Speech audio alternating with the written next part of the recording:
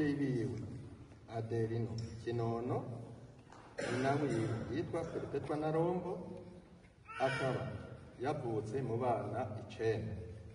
Abo bana bavukanye 9 havutsemo umukobwa umwe, abahungu 8. Uyu umwana nzi menya neza yaratirijwe i Gatara. Amashuri ya mbere yayize Inzewe, akomereza ku mashuri muri paruwasi ya Rukago, ari naho yakomerejwe. Amaze gukomezwa yabanye n'ababyeyi biwe bose neza nta kibazo.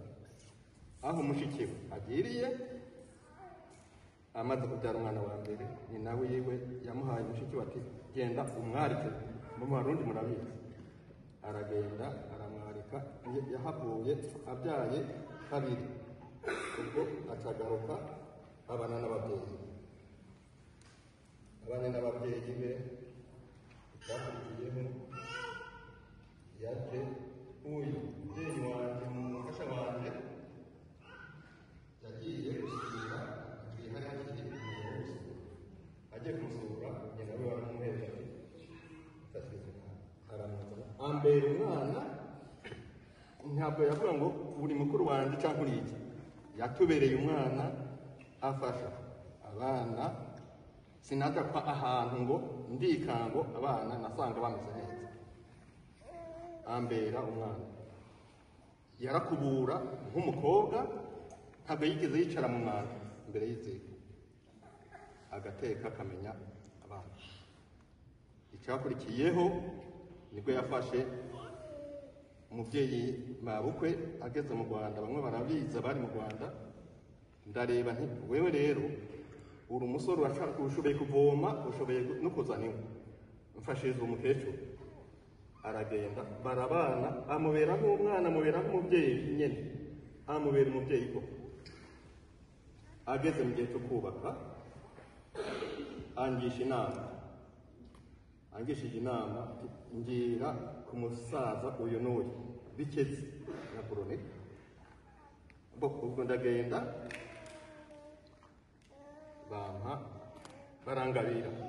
barangabiye bamushikirije izuba riva nawe. Ubwo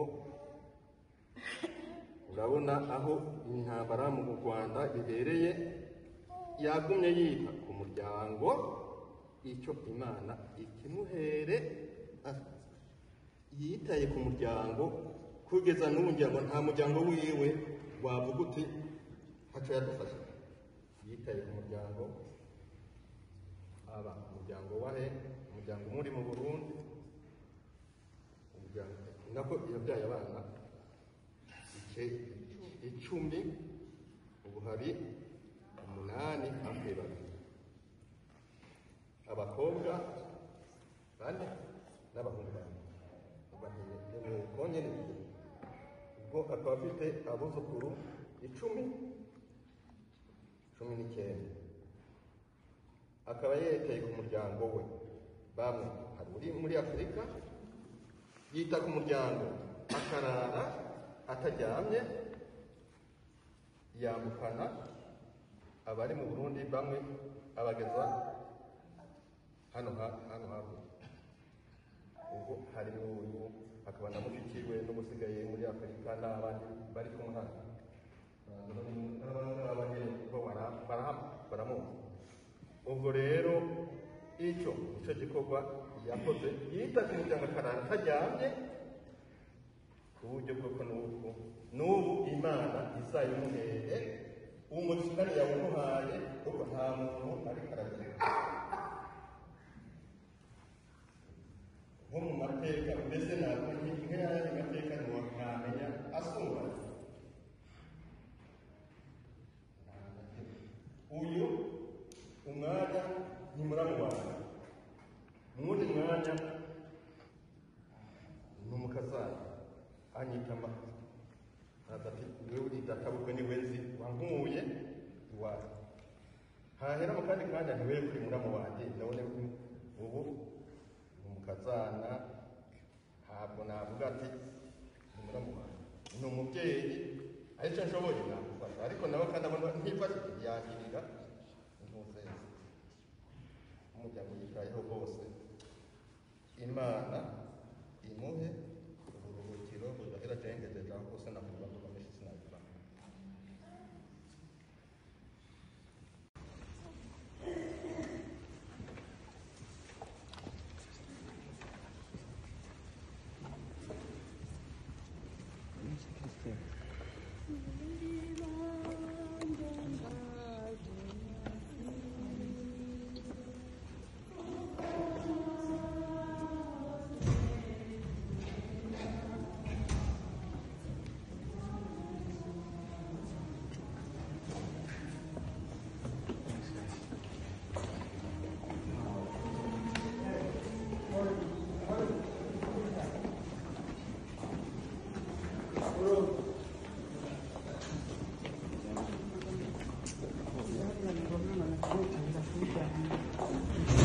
It's kind of funny too.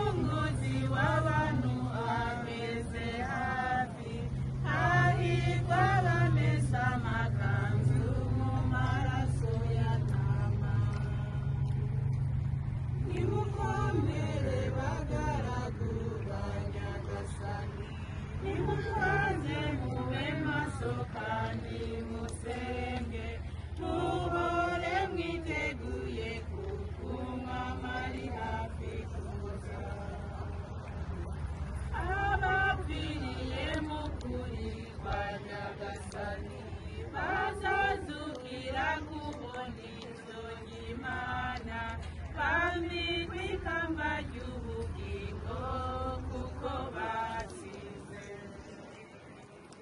Nimukomere bagaragu ba Nyagasani, nimutwaze mube maso kandi musenge, muhore mwiteguye kuko umwami ari hafi kuza. Nitugera mu birori bya Nyagasani, azaduhanagura amarira yose, tuzaba turirinda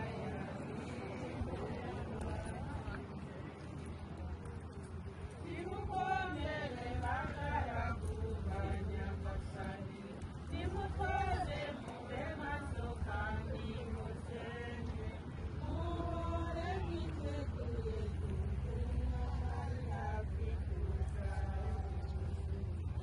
Ijuru n'amarira kandi ikamba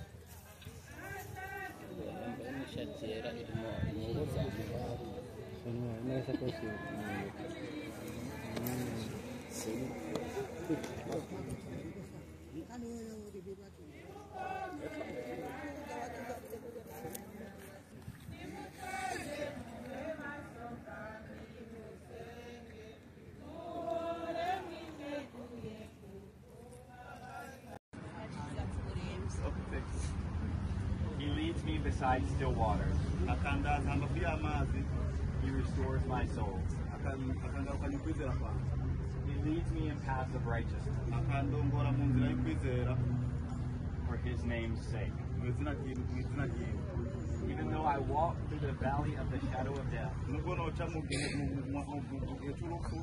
I fear no evil. For you are with me. Your rod and your staff,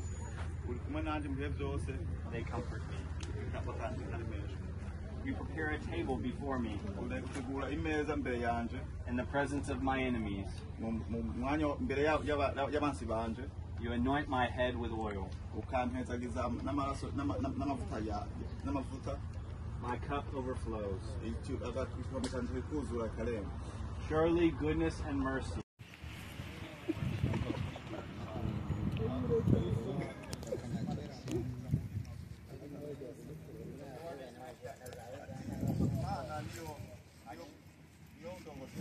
I shall not want.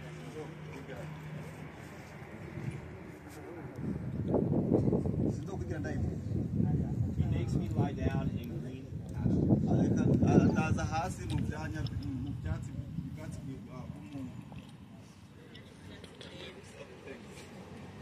He leads me beside still waters. He restores my soul. He leads me in paths of righteousness for his name's sake. Even though I walk through the valley of the shadow of death, I fear no evil. For you are with me. Your rod and your staff, they comfort me. You prepare a table before me. Person right next to her.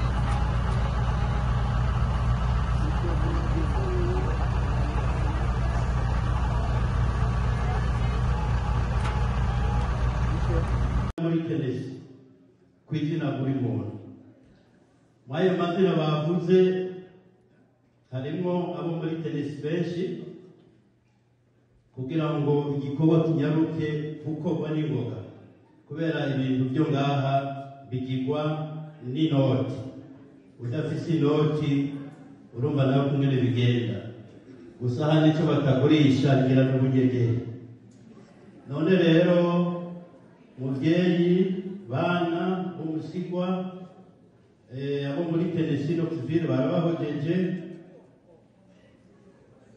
twese niyo nzira hariho abaririmbyi naho bataririmbye rujya ruririmbo baba bavuga ngo ntawe uzogira ntawe uzorusimba uno munsi ni wewe ejo ni jewe ejo ni uwundi muntu nico gituma dukwiye gufatana mu nda ntitwibagire ya mico yacu yo muri Afurika cyane cyane urwaruka kuko turiko turagenda babonye ukungene bibandanya nabo bazovyigirako ariko twebwe bakuru tutabishigikiye ngo tubibereye tuzogenda n'ifu y'imijera nta kabuza none rero sinovuga menshi, reka ngarukize ngaho, mugire Imana, mugire aho muba mwubawe.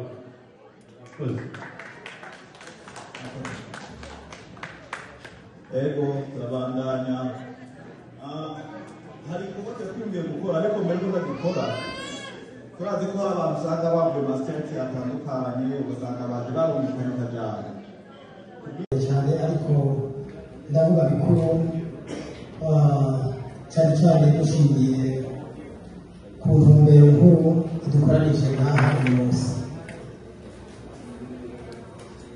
Hari ijambo kenshi nakunze kuvuga, ariko uyu munsi sindagarukaho cyane. Nagira mbaze nshimire cyane rwose mwebwe mwese mwashoboye kwitanga, na cyane cyane kuba hafi y'umuryango mu gihe twari tumaze kumenyeshwa inkuru itanezereye amatwi yacu, hanyuma mukora ibyo mushoboye byose mu buryo bwanyu bwose n'imyanya yanyu mwitanga kwegera umuryango, gufasha umuryango. Icyo nagira mbaze ndakibashimiye cyane rwose kuko mwakoze icyo mwakoze gukora. Hanyuma narivuze ntari ikintu nkunda kuvuga, ariko ndashobora kuvuga cyane ni kimwe. Banyakubahwa muri ngaha turazi twese nyine twashimisha hano mu nzira izi canke ziriya, hanyuma dusanga twese turi hano. Hari ikintu tudashobora kwibagira na rimwe mu kubaho kwacu n'ibihe byose, ni uko buri muntu wese afise umunsi wiwe no kutapfa umunsi wa nyuma. Hanyuma ndashaka kubabwira yuko kuba turi ngaha mu nzira iyi canke iriya hari icyagitumye, ntajya kuvuga cyane, ariko ndagira nababwire ko kuba turi ngaha impamvu yabitumye ni imwe, byatewe n'ubwoba bw'umubiri wacu bivanye n'amateka y'ibihugu byacu twabayemo. Gutyo bituma dusanga mu nzira iyi canke iriya twarashitse ngaha, ariko hari ikintu tutahunze, nicyo ndashaka kuvuga. Ni nacyo gituma uyu munsi turi ngaha. Icyo rero buri muntu wese dufise umunsi wacu, ni nawo umunsi dukoranije ngaha, kuko twibuka umuhisi wacu twabuze itanga, umutama wacu utaye iminsi. Abantu benshi baramuzi cyane rwose mu mateka yiwe.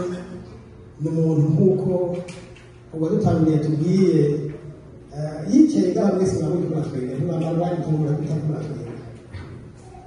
Rero ku bw'ibyo buri muntu wese arafise umunsi wiwe, ni nacyo gituma ndavuga uburyo buba cyane rwose muri ijambo. Byari byiza kurushaho gufatana mu nda, byari byiza kurushaho kumenyana, byari byiza kurushaho kumenya igihe cyose nimba ikibazo kibaye mu muryango runaka, twihute gutabara, kuko twese inzira ni imwe. Hariho abantu rero rimwe na rimwe barambabarira, mbega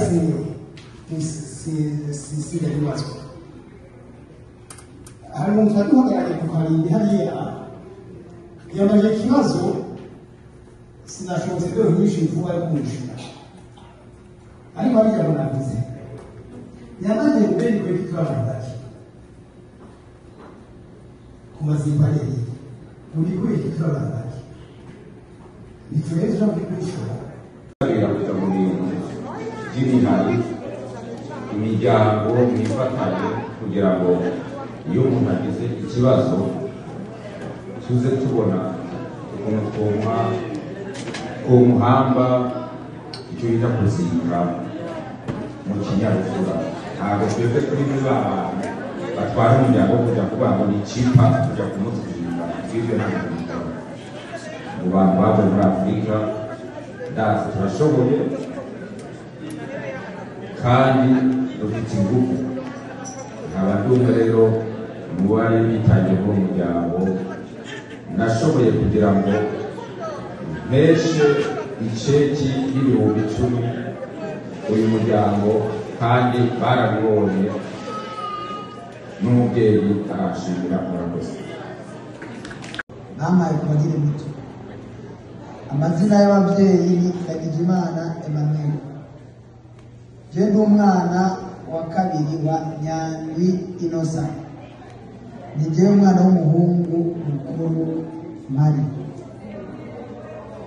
Simba ngaha muri Quebec. Murashobora kwibaza ngo kubera iki nubwo ntaraje kumuraba arwaye cyangwa byaragize byarangoye. narabigerageje biranga abashoboye kumenyeshwa barabimenyeshejwe. n'uyu munsi kugira ngo ndi ngaha kubera urgence y'igipapuro cya funeral service cyarungitswe muri ambasade cyangwa konsila. ntabwo nari kuza kuko nanabisabye byanse. uyu petit frere yo kwa mama wacu niwe yahaciye kuri konsila aganira n'umusekirite ku igate yirenganira, amuha amazina y'iwanje aca bamaranga ivuye ku itariki 3. ni ukuvuga naraye yashyitse mu ijoro saa 5 none ashika muhira. so nagerageje uko nshobora kose nuvuga mu matike baziti gukatiyeho ikibirira ahubwo nyine. Nageze mu masaa 5 itike narayifata mu ntoki na visa sinari bwayisohoke, ariko Imana yabikoze ndarashitse. Mvuze ku muhisi ibyo dukoreye ni byinshi nk'umuryango nk'umubyeyi, nk'uko buri wese muzi ko kuva mu buto ukura iby'umubyeyi ukorera ni byinshi. Umubyeyi yaratwitayeho, yaraduhunganye, twavukiye mu buhungiro, ntiyadutaye, turahunga turagumana, aradutunga. Imana imuzanye ino Jesireli Bwazino namushikanje nkurikira, nawe yantumye nimushika imbere yanyu nze ndabashimire nk'abantu bagerageje kuba hafi umutama, kuko hari n'abagiye bamutwaraga akabuyi ko kunywa, hari abagiye kumukoma ishwashwa, hari abagiye nyine bamuganiriza. kuko niba niyenze nigeze kumva n'izina ngo kwa Sebarundi uziho narindi nabyumva gutyo, ariko mwarakoze kumuba hafi.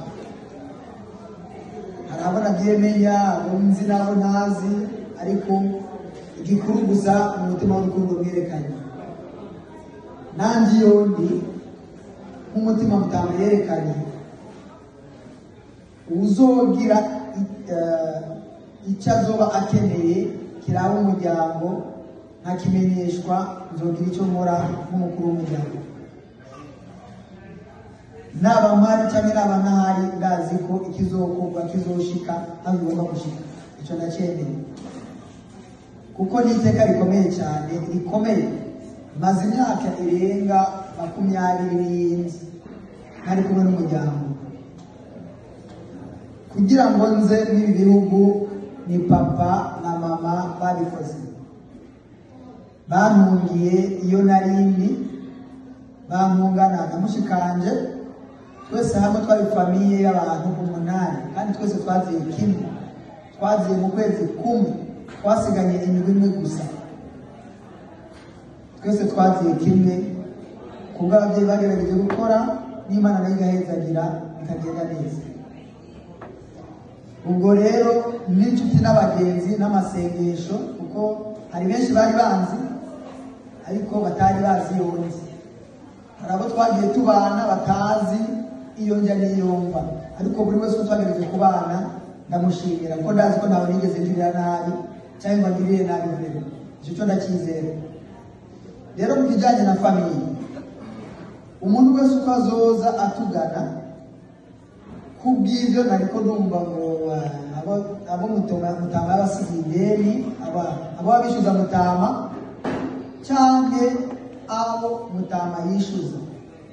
Uwuzoza agana umuryango uko azoba ari kose tuzomwumviriza kandi tumuhe inyishu ibereye. Icyo ndacyemerera umuryango. Ikindi, mukecuru wanjye arashaje. Gusaza kwiwe kuko ngo iyo umubyeyi abyara aba ariko ariteganiriza. Rero mu byo yiteganirije jewe ndimo nk'inkingi y'ipoto y'izamu. Niba hari abantu muzi ibintu by'ikibuga cy'umupira, inkingi y'ipoto yigaruye umupira bagaruka mu kibuga utinjiye mu izamu, genda inkingi y'ipoto kuri famiye. Inkingi y'ipoto kuba tuvukana, ariko nshaka no kubasaba ko tuvukana kuko hari n'abigenza ukutariko ngoma nibabwire ngaha hantu. Mfise barumuna banje b'abahungu 4, nabo bahungu 4 nanjye ndimo. Papa ntiyigeze adufata nabi. Papa yaradukorereye, mama yaradukorereye, mama yaradandaza inyanya, yaradandaza imboga kugira ngo tubeho. Hano ndafise barumuna banje bageze ngaha bigira bibagira iyo baje bava. Ino tubayeho dukora. Icyo uzoba ucubaka ukiri muto. Niwarindira kubaka iyo uri kuraje warashitseyo bizaba bikunaniye. Ngomba nsabe imbere y'aba babyeyi bose bari ngaha, murumuna wanje wese muzobona kwa mutama yigenza nabi akaba yumva adashobora gukora nk'uko abandi bashobora gukora kugira ngo yiteze imbere, azoteze imbere n'abiwe azobyara mu muryango azoma.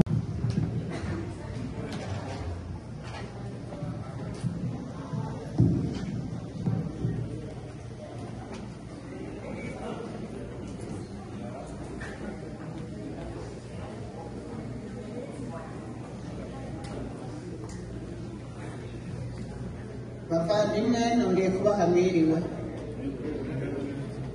neza. Umunsi ugeze kure ngira ngo munda ntibigenda neza, ariko Imana yabiteganije.